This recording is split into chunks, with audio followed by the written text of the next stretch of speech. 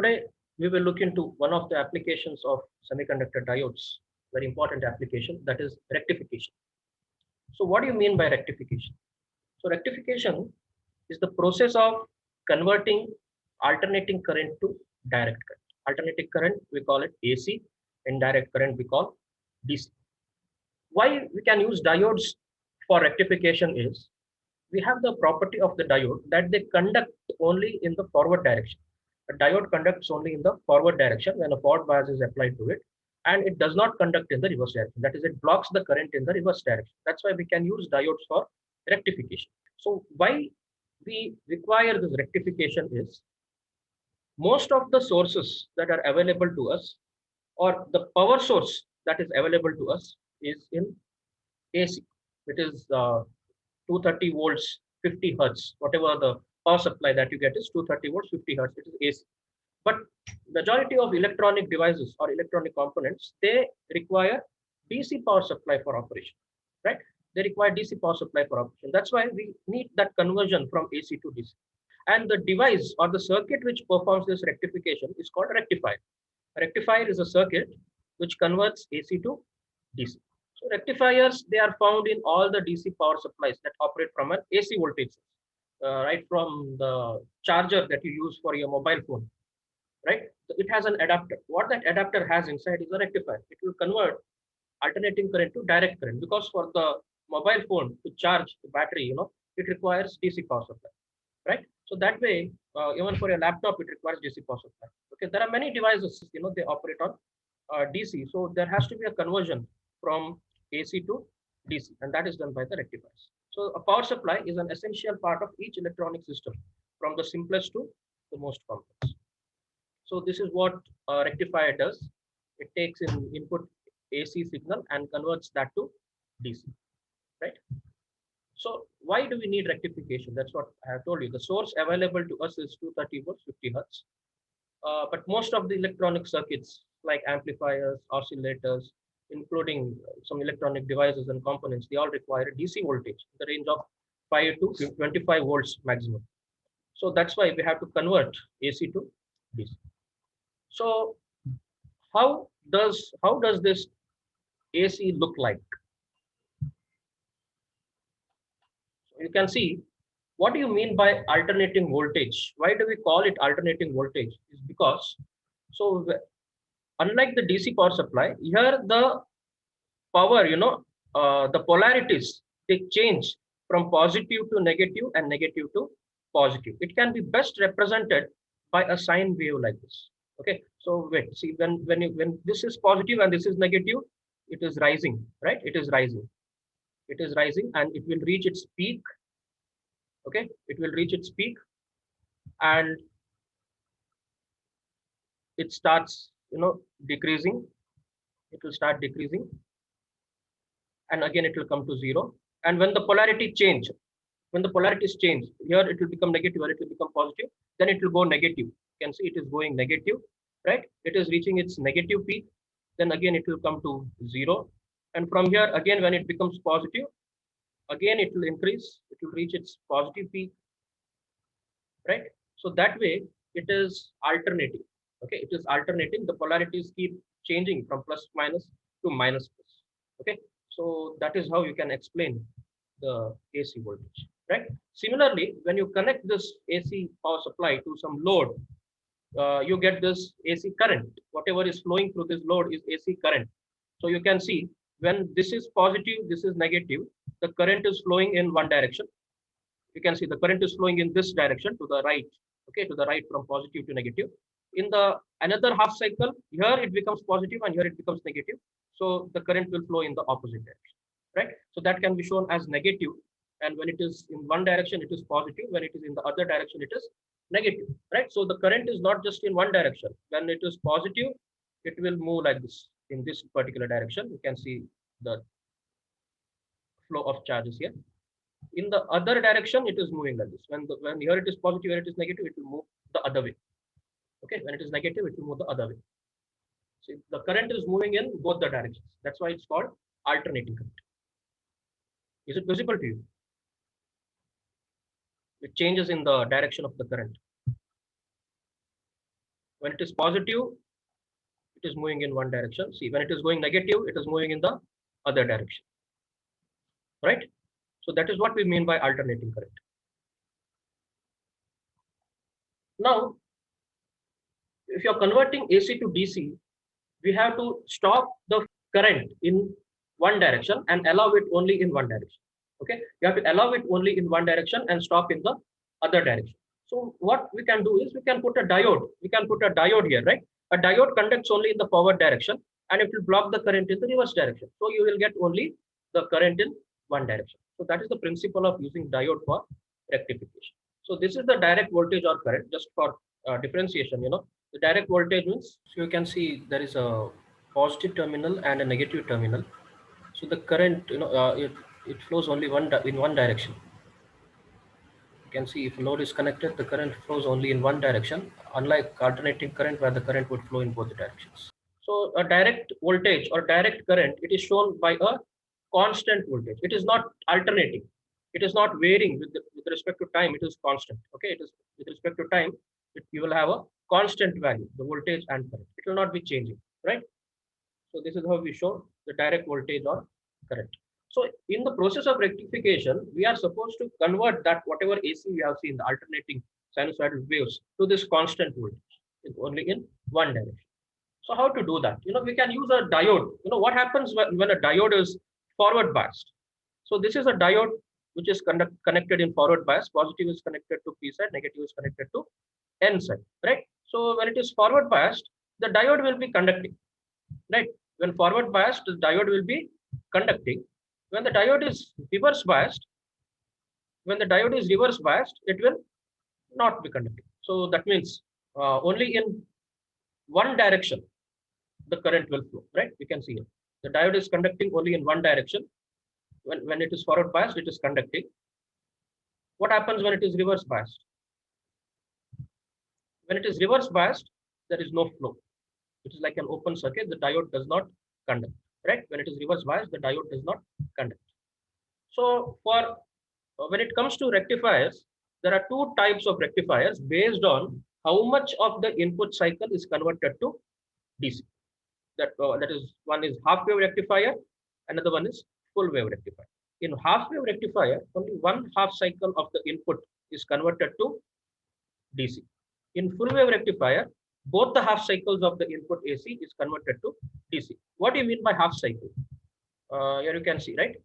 So the entire thing from positive, it will go to peak, it will come to zero, again it will go to negative, and this one complete thing is called one cycle. This is positive half cycle, this is negative half cycle. Okay, there are two half cycles. Entirely it is called one complete cycle. In half wave rectifier, only one half of the input is converted to DC, whereas in full wave rectifier, both the half cycles are converted to DC. Okay, again in full wave rectifier, there are two ways of implementing the circuit. We can implement full wave rectifier using two diodes and a center tap transformer. And also there is another way of implementing full wave rectifier using four diodes, which are connected in the form of a bridge. Okay, it's also called a bridge rectifier. That is basically a full wave rectifier. So we will see them one by one. First, we will look at half wave rectifier. In the half wave rectifier, as I have said, only one half cycle of the input is converted to DC. And whatever the DC output that you get from a rectifier is a pulsating DC. What do you mean by pulsating DC is, it is not a pure DC. Pure DC is whatever we have seen in the graph, right? It's a constant value. It does not vary with time. It's a constant value. But as there are pulses in the input AC, when you convert that into DC, there will be the pulses remaining. Only one half cycle is cut off, but the other cycle remains exactly as it is. That means with the pulses. So it is called a pulsating DC. Okay, it is going from, it is a sinusoidal signal itself, where the negative part is cut off. It is going sinusoidally from zero to the peak, again coming back to zero, right? That way, that's why it's called a pulsating DC. So this is the circuit diagram for a half wave rectifier. You have the single phase input AC power supply. Okay, then normally this will be 230 volts, right? Whatever it's available to us, it will be 230 volts. So, but normal electronic components, they will be using lesser voltages. So you have to first bring the voltage level down to the required value. So we use a step down transformer. On the step-down transformer, the voltage will be brought down to a suitable range. Okay. Then you have one diode connected here, diode D1, which is connected like this. Then there is a load resistance. Okay, the current through the load is I0. The load resistance is RL. The output voltage is V0. This output voltage will be pulsating DC. Right. So what it consists is a transformer, step-down transformer, a diode, and a load resistor. Okay. So there is a single diode D1, a step-down transformer to reduce AC voltage to required level, and resistance RL, which consumes power from the rectifier. So how does it work? How does it work? So as we know, the input AC, as we have seen, it keeps changing from, at first this will be positive, this will be negative, then this will be negative, this will be positive. Okay. So during the positive half cycle, here you will get positive and here you will get negative. So the diode will be forward biased. Whereas in the negative half cycle, this becomes negative and this becomes positive. So the diode will be reverse biased. So when it is forward biased, it will conduct. That is in the positive half cycle, the diode will conduct and the output will come. Output will follow the input. Whereas in the negative half cycle, the diode will not conduct. So the output will be 0. So that way, you're going to obtain the output only for one half cycle of the input. Okay. So we will look at this with equations. So let us consider the input is an AC input signal, single phase AC input. So that is given by V1, as you have seen in the diagram. How do you represent an AC signal? In the form of Vm sine omega t. Vm is the peak value, right? Peak amplitude. Then omega is the angular frequency, right? This is the way we represent a sinusoidal signal. Vm sine omega t. This is the input signal. Then you have a transformer. You know the transformer's turns ratio is N1 is to N2 is equal to V1 is to V2. Is it right? So rearranging this, what will be the value of V2? V2 will be equal to, what is V2? V2 will be equal to N2 by N1 into V1, right? V2 will be equal to N2 by N1 into V1. So what is V1? V1 is Vm sine omega t. V1 is Vm sine omega t. That's why we can write V2 is N2 by N1 into Vm sine omega t. Now, what is this ratio N2 by N1? Normally, since we are stepping down, N1 will be larger than N2. Okay, N1 will be larger than N2. So V2 will be smaller value compared to V1. But for simplicity, what we will do is we will assume that N1 is equal to N2. For simplicity in our further equations, we will just, for time being, we will just assume that N1 is equal to N2. If N1 is equal to N2, what happens to V2? V2 will be just equal to Vm sine omega t, right? V2 will be equal to Vm sine omega t. And we can represent this V2, a sinusoidal signal like this. So this is V2. With respect to omega t, it is varying sinusoidally. This is 0 to 2 pi is positive half, 0 to 2 pi is one complete cycle. 0 to pi is positive half cycle, pi to 2 pi is negative half cycle, and this repeats periodically, right? 0 to pi, 2 pi to 3 pi, 4 pi to 5 pi, they are all positive half cycles. Pi to 2 pi, 3 pi to 4 pi, 5 pi to 6 pi, they are all negative half cycles, right? So when you consider the operation, since the diode is not functioning the same for both the half cycles, we will consider the operation, or we will split the operation into two parts. One is for the positive half cycle and the other one we will see for negative half cycle. Okay, so the first part we will see during positive half cycle. During positive half cycle of AC supply, that is for the values of omega t from 0 to pi, okay, then the diode will be conductive. Okay, here you will have positive, here you will have positive, here you will have negative. So the diode will be conductive. When the diode is conducting, we can replace the diode with its internal resistance. Right? During positive half cycle, the diode D1 is forward biased and hence it is conducting. The conducting diode can be replaced by its forward resistance RF. Here we will call the forward resistance of the diode as RF, and we can replace that diode with its resistance. In place of diode, we can draw a resistor and draw the equivalent circuit lines. Okay, so this is the secondary of the transformer. The voltage is V2. In place of diode, I have drawn RF. And here there is a load. The output voltage across the load resistor is V0. Voltage across the diode is VD. Voltage across the diode, and the current is flowing. That is I0. From this, what is the value of the current? What is the value of the current? I naught is equal to V, current is voltage divided by resistance. What is the voltage? Applied voltage is V2 divided by, what is the resistance? There are two resistors in series. You have RF and RL, right? V2 divided by RF plus R, right? So I naught is V2 divided by RF plus RL. But what is V2? V2 is given as Vm sine omega t, right? V2 is given as, or we have obtained that V2 as Vm sine omega t. So if you use that V2 here, I naught will become Vm sine omega t divided by Rf plus Rf. Now you can represent even this in the form of a sinusoidal signal as I naught is equal to Im sine omega t, where this particular thing Vm divided by Rf plus RL is taken as Im. Okay, where Im is Vm divided by Rf plus Rf. So that is the peak value of the load current. I naught is the load current, right? So if I take it as Im sin omega t, that Im will be equal to Vm divided by Rf plus Rf, and that you can take as the peak value of load current. So once you get the equation for load current, you can find the output voltage. What is the voltage? Current into resistance. That load current is I naught, load resistance is RL. So I can write V naught, output voltage V naught as I naught into RL, right? So this is the way, this is the voltage and current when the diode is forward biased, that is in the positive half cycle. In the positive half cycle, you get I naught is Im sin omega t and V naught is I naught into RL. Okay, where I naught is Im sin omega t and Im is Vm divided by Rf plus RL. So if you consider the negative half cycle, okay, the second one is negative half cycle. Negative half cycle means for the values of omega t from pi to 2 pi. Okay, for the values of omega t from pi to 2 pi. So it's here, in the negative half cycle, what you actually get is, so here there will be negative. So here there will be negative and here there will be positive. Okay, here there will be positive. So if negative is connected to P side, positive is connected to N side, the diode is reverse biased. So it will not conduct. In the negative half cycle, the diode will not conduct. That's why it is like an open circuit.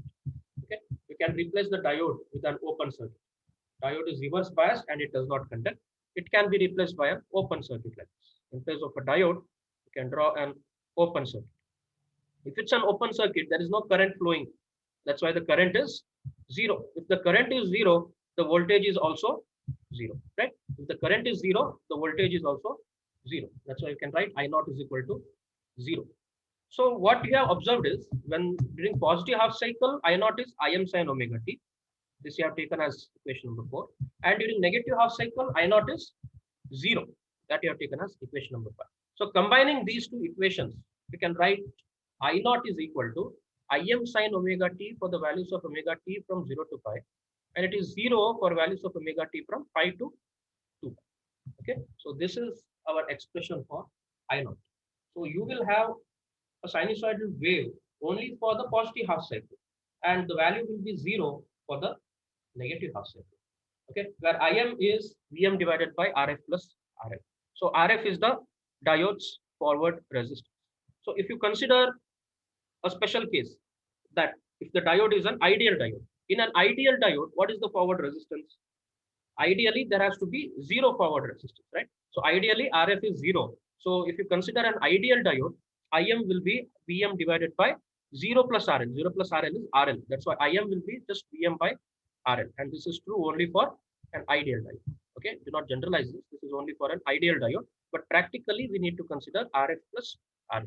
So this is about the current, load current in case of a half wave rectifier.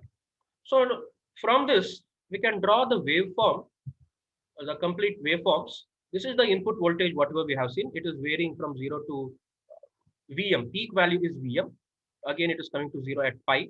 At 2 pi, 3 pi by 2, you are having minus Vm, negative peak. Again, it is going like this. So we have got both the half cycles, positive, negative, right? This is the input signal. So I naught, whatever you have obtained here, I naught is Im sin omega t. Im sin omega t for 0 to pi. Only from 0 to pi, you are having a sinusoidal wave, right? Peak value is Im. And from pi to 2 pi, I naught is 0. From pi to 2 pi, I naught is 0. So you are showing it like this. Again, from 2 pi to 3 pi, it will be Im sin omega t. Again 3 pi to 4 pi, it will be 0, right? So here the diode is on, here the diode is off. Here again the diode is on, here the diode is off. This is the load current.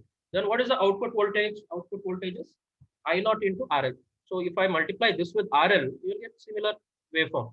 So whenever there is a current, there will be voltage. When current is 0, voltage will also be 0, right? So what is I naught? I naught is Im sin omega t. So the peak value of V naught will be Im into RL, because peak value of I naught is Im and there is RL here. So the peak value of V naught will be Im into RL. That will be the peak value of V naught. Okay. So this is the way we can draw the waveforms of half wave rectifier. So what you observe is this is the output voltage that we obtain. So here there is no negative half cycle. So it's like a DC, but still it's not a pure DC, because pure DC would be a constant, a straight line. But you are having only one half cycle. That's why we call it DC, and we call this pulsating DC because it is fluctuating like this. It is pulsating. That is what we have in half wave rectifier. So you can see this visually like this. See, it is changing, right? Polarities are changing because it's an AC signal. It will go one, this will become positive and negative, then diode will conduct. When here you have negative and here positive, diode will not conduct, right? The same thing, you can see the waveforms for this way. When the diode is conducting, that is in the positive half cycle, the diode is conducting, you are getting the output voltage and output current, load current. Once it goes to the negative half cycle, the diode will stop conducting. The voltage and current will become 0. Okay, goes to negative half cycle, the diode will stop conducting. As you can see here, the voltage and currents are 0. When the polarities are changed, the diode will stop conducting. That's the operation, the construction and operation of a half wave rectifier along with waveforms we have seen. Next, there are some parameters that we are going to derive. Today we will see one of them, that is average value of the load current. Because the load current is we obtain something like this. We have to find the average of it. What is the average value? What is the average value of this? So average value, it is also called the DC value of load current, that is indicated as IDC. See, how do you find average of anything? How do you find the average of your marks? You add all your marks in all the subjects and divide by total number of subjects, right? So suppose there are 10 people, 10 people eat different number of fruits maybe. How do you find average number of fruits eaten by each person? So add the total number of fruits that are eaten, divide by total number of people, then you get the average number of fruits, right? So those are, that is adding up and dividing by the total number that you can do for discrete quantities, right? Discrete quantities where the things can be counted. But what is the way to find the average in analog things like voltage or current? So here we have, instead of adding up, the substitute for adding in analog quantity or continuous signals are integration. So what do you mean by integration? Integration means you are adding up things. You are adding up things, right? So to find the average, you have to integrate. You have to integrate a particular signal. You are finding the average value of load current. So you have to integrate the load current for one cycle. And to find the average, you have to divide it by the period. Integrate I naught for one cycle, then divide by period of I naught. That is called integration, is nothing but area under one cycle of I naught divided by the period of I naught.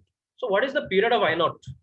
What is the period of a sinusoidal signal? It is 2 pi. Period is 2 pi, right? This is I naught. So 0, this is pi, this will be 2 pi. So the period of I naught is 2 pi. So you have to, area under one cycle of I naught will be integration of I naught with respect to omega t from 0 to 2 pi divided by period of I naught is 2 pi.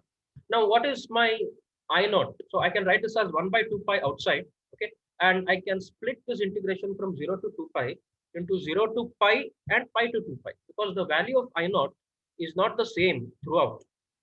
Value of I naught differs from 0 to pi, it is one value, and from pi to 2 pi, it is another value. So I can split the integrals like this. Is it right? So I can write it like integration of Im sin omega t d omega t, because from 0 to pi, the value of I naught is Im sin omega t. From pi to 2 pi, the value of I naught is 0. Now integrate this. This term becomes 0. This term, integration of pi to 2 pi, 0 with respect to omega t, because integration of 0 is 0. Then here there will be only this term. Im is independent of omega t. I can keep Im outside. Okay. If I keep Im outside, I will have only integration of sine omega t. What is integration of sine omega t with respect to omega t? It will be minus cos omega t, right? Integration of sine omega t is minus cos omega t, and the limits are from 0 to pi.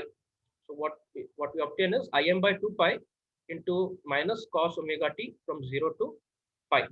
So apply the limits. What do I get? If I apply the limits, minus cos pi minus cos 0, minus cos pi minus cos 0. What is cos pi? Cos pi is minus 1. What is cos 0? Cos 0 is 1. Is it right? Cos pi is minus 1. Cos 0 is 1. If I substitute that, minus of minus 1, this becomes 1. Minus of minus 1, this again becomes 1. 1 plus 1 is 2. Right? 1 plus 1 is 2. So what remains is only 2 here. 2 and 2. 2 in the numerator, 2 in the denominator. They get cancelled. So what remains? IDC will be equal to Im by pi. Okay. So this is the average value of the load current. This is the average or DC value of the load current. Then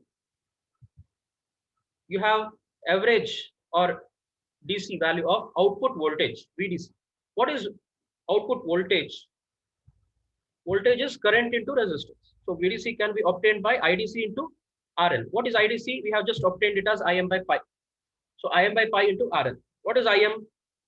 Im is actually, in terms of voltage, it is Vm divided by Rf plus RL. So I can keep 1 by pi into Im. Im is Vm by Rf plus RL into RL. Okay, that's because Im is Vm by Rf plus RL. So I can just rearrange this and write Vm by pi into RL divided by Rf plus RL. This is the value of the DC output voltage. Vm by pi multiplied by RL divided by Rf plus RL. So I can, again, there is another way of representing the same thing. If you divide the numerator and denominator by RL, what do you get?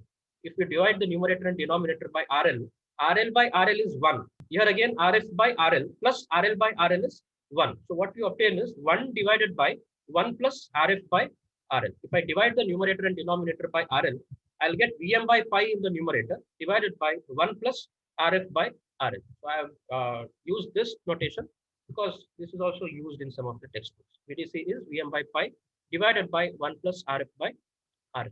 So again, if you consider an ideal diode, Rf will be 0. If Rf is 0, in the denominator, it is 1 plus 0. 1 plus 0 is 1. So what do you obtain? VDC is just Vm by pi. Even in this equation, you can see if Rf becomes 0, it will be just RL by RL. RL by RL is 1. So what remains is VDC is Vm by pi. So that's a case only for ideal diode. In ideal diodes, VDC is equal to Vm by pi.